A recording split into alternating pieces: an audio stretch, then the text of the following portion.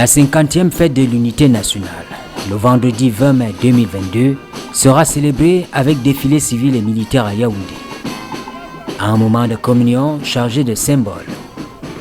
Il faut partie du contexte politique qui favorise la création en 1962 d'un unique groupe parlementaire. Un contexte qui conduit à l'État unitaire. Le 1er octobre 1961, on assiste au Cameroun ce qu'on a appelé un phénomène qu'on a identifié comme étant la réunification, c'est-à-dire l'indépendance du Cameroun anglophone à travers sa mise ensemble avec la République du Cameroun, l'UL qui est indépendante depuis le 1er janvier 1960.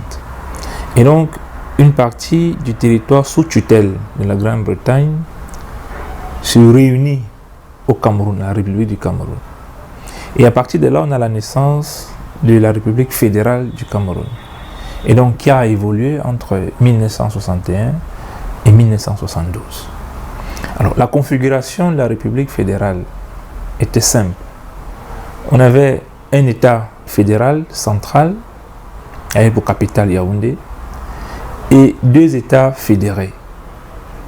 Un État du Cameroun occidental, avec pour capitale Buea, et l'État du Cameroun oriental avait pour capitale Yaoundé.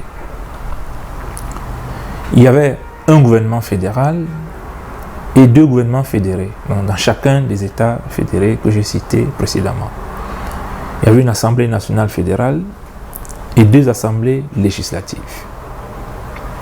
Alors, à partir de 1962, on a observé l'un des moments qui préfigurait déjà l'État unitaire. Alors à l'Assemblée nationale, on a procédé à la création d'un unique groupe parlementaire. Parce qu'à l'époque, à l'Assemblée nationale, siégeaient les députés de l'Union camerounaise et ceux de la Cameroun National Democratic Party. Alors en avril 62, on observa la création d'un groupe parlementaire unique. Et puis les choses vont s'accélérer en 1966 avec la mise sur pied du parti unifié, l'Union nationale camerounaise.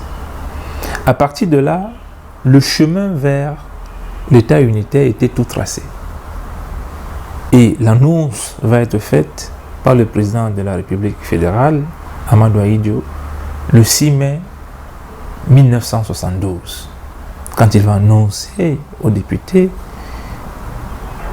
en leur disant qu'il a la conviction et la ferme conviction que le développement du Cameroun, l'histoire du Cameroun doit désormais s'observer sous le paysage d'un État unitaire.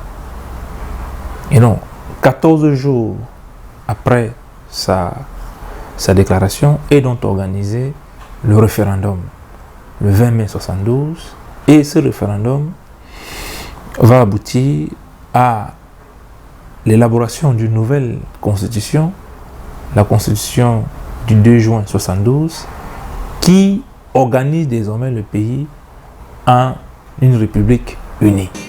Un État fédéral, deux États fédérés, avant le 20 mai 1972. Tout cela coûtait cher, selon le président de la République. Mais la démarche du président Amadou Ahidjo est tout de même questionnable. On peut dire vraiment, avec le recul de l'histoire aujourd'hui et la disponibilité de certaines sources, notamment des archives,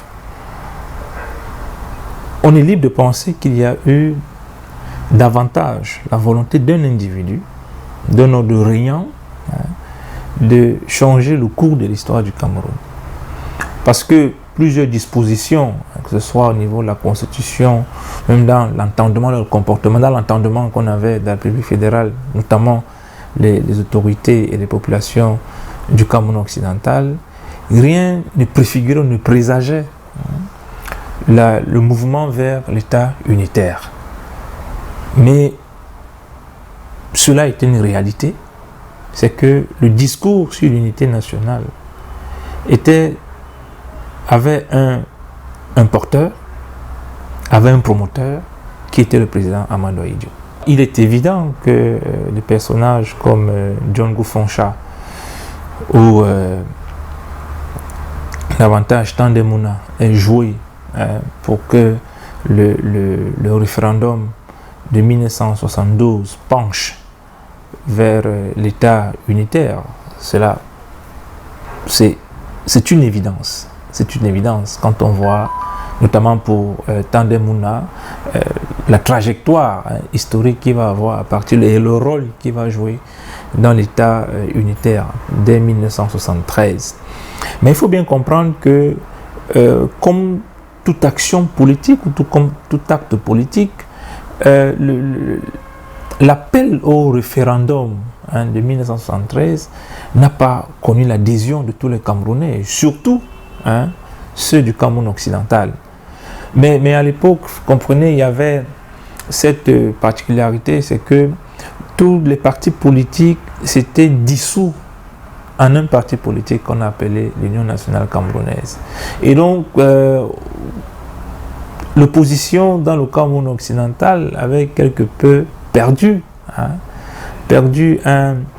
une voie d'expression, ou souvent un canal d'expression, et donc par conséquent, le courant majoritaire était celui qui était porté par l'Union nationale camerounaise, qui n'était pas toujours forcément partagé par l'ensemble des populations, mais dans le jeu politique, l'expression était donnée aux partis politiques, aux partis unifiés, et donc dans cette stratégie-là, le discours du président Ahidjo est passé comme une lettre à la poste.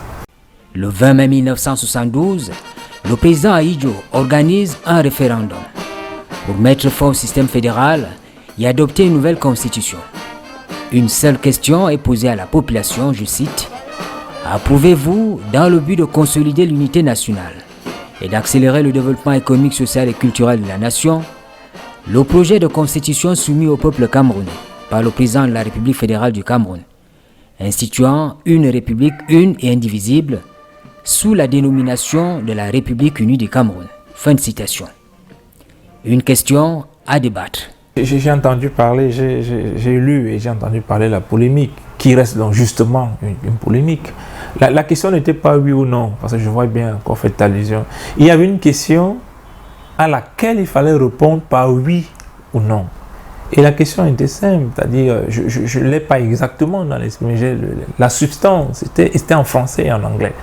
La substance, c'est de savoir si les Camerounais voulaient accéder à l'unité pour le développement économique, social et politique de la nation. Et pour trancher ce débat, il faut savoir que les bulletins de vote avaient des couleurs différentes, bien distinctes. Que ce soit au Cameroun occidental ou au Cameroun oriental. Le bulletin de vote oui, yes, pour la partie, pour ceux d'expression anglaise, était blanc. Et le bulletin de vote non, ou no, pour la partie occidentale du Cameroun, était gris. Donc, il y en avait deux bulletins de vote.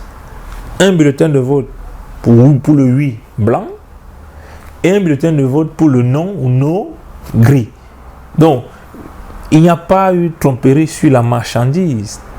Mais on peut davantage interroger, comme on l'a dit précédemment, les raisons ou le caractère constitutionnel de la démarche du président Ahidjo. Du point de vue de l'historien que je suis, je constate tout simplement que ce soit l'article 1 de la Constitution ou l'article 47 de la Constitution, il y a eu de manière flagrante violation de la Constitution. Maintenant, sur le plan dans le contexte qui était celui de 1972, qui était celui du parti unique, du parti unifié, comme on aimait le distinguer des autres. Eh bien, dans le cadre de l'Union nationale camerounaise, l'élite politique semble être d'accord, puisqu'elle a battu campagne, que ce soit au Cameroun oriental ou au Cameroun occidental, était d'accord avec la démarche du président de la République. Et donc, quand on combine les deux, le rapport avec la loi, on peut établir qu'il y a un acte inconstitutionnel. Je ne dirais pas anticonstitutionnel, mais inconstitutionnel.